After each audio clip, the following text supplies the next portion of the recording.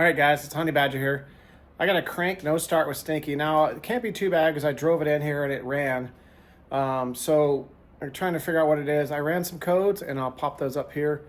But it pointed to the crankshaft speed sensor.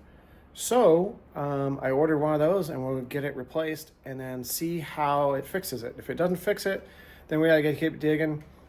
The first thing I gotta do is get to the sensor, go check out the wiring, and then replace it. If the wiring isn't bad, I'm just gonna replace it, and then hopefully that's all it is.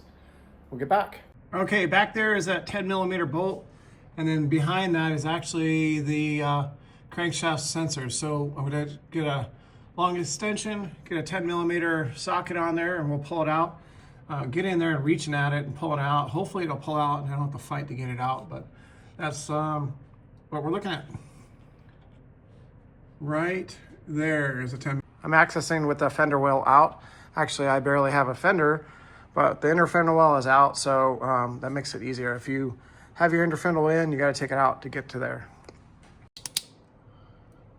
All right, pretty quick. It's already back in there, and we'll give it a start, see if the truck starts. All right, simple as that. Crankshaft sensor replaced, starts right up.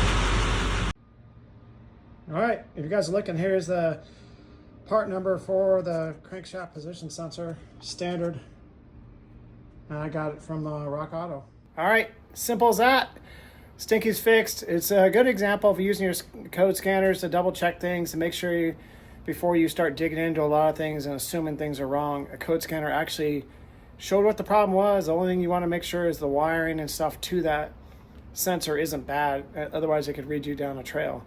But in this case, I got lucky. Super simple. It was a 10-minute, maybe 5-minute replacement. I don't know what it was. Most of it to get the front wheel off to get access to it. Other than that, it's super simple.